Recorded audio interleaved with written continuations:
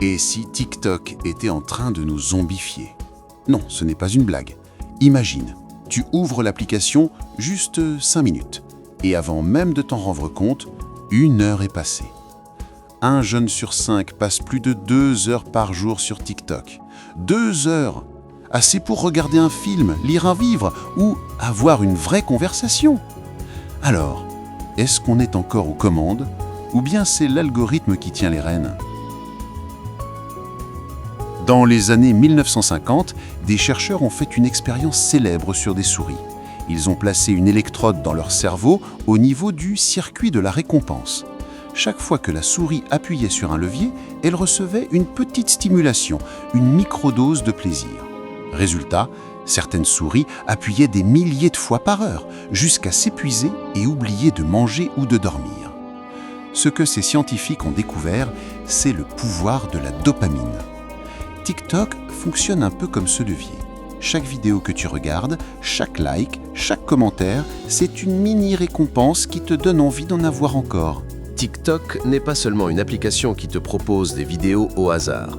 C'est un système d'intelligence artificielle extrêmement sophistiqué, conçu pour une seule mission, de garder le plus longtemps possible sur la plateforme. Chaque action que tu fais est une donnée précieuse. Le temps que tu passes sur une vidéo, si tu likes ou non, si tu la regardes jusqu'à la fin, si tu commentes, si tu reviens en arrière pour la revoir. Même ton vitesse de scroll en dit long sur toi. En quelques minutes seulement, TikTok commence à comprendre ce qui t'intéresse. En quelques heures, il sait reconnaître ton humour, ton style musical, ton état émotionnel du moment. En quelques jours, il peut même prédire ce qui te fera réagir. Par exemple, des chercheurs du Wall Street Journal ont créé de faux comptes TikTok pour tester l'algorithme. En moins de 40 minutes, un compte qui regardait des vidéos sur la dépression était alimenté presque exclusivement par du contenu sur la tristesse et l'anxiété. C'est ça la force et le danger de cet algorithme. Il ne se contente pas de te montrer ce que tu aimes. Il renforce ce que tu ressens encore et encore.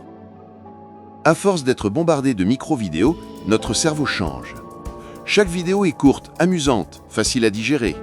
Résultat, ton cerveau s'habitue à ce rythme rapide et réclame toujours plus de stimulation.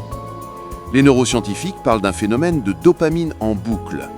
Tu regardes une vidéo, ton cerveau libère un peu de dopamine. Tu ressens du plaisir, tu scrolles pour recommencer. Mais cette récompense instantanée a un prix. Les études montrent que les jeunes gros utilisateurs des réseaux sociaux ont une capacité d'attention réduite, il devient plus difficile de lire un texte long ou de suivre un cours sans décrocher, une augmentation de l'anxiété et du sentiment d'isolement, et même des troubles du sommeil, car le cerveau reste excité bien après avoir quitté l'écran. En 2022, une étude de la revue JAMA Pediatrics a révélé que les adolescents qui passent plus de 3 heures par jour sur les réseaux sociaux ont un risque accru de 60% de développer des symptômes de dépression ou d'anxiété. C'est énorme! Ces chiffres ne sont pas là pour faire peur, mais pour montrer à quel point l'impact est réel. Des milliers de jeunes racontent avoir tenté un TikTok detox, une pause de plusieurs jours ou semaines sans l'application. Les premiers jours sont souvent les plus durs. Ils ressentent une envie compulsive de rouvrir l'application, un peu comme un manque. Mais après une semaine, beaucoup disent qu'ils dorment mieux, qu'ils se sentent moins stressés et qu'ils redécouvrent le temps libre. Un étudiant a raconté: « J'ai supprimé TikTok pendant 1 mois. Les 3 premiers jours, je m'ennuyais terriblement.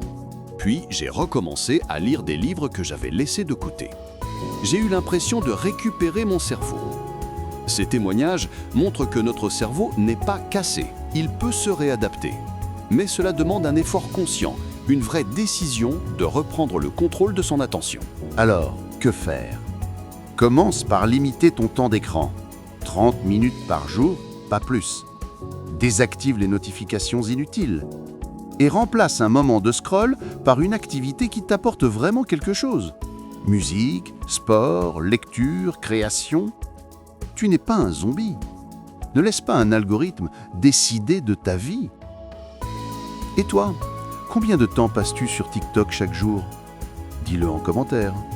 Et si cette vidéo t'a ouvert les yeux, abonne-toi pour comprendre comment ton cerveau réagit à la technologie.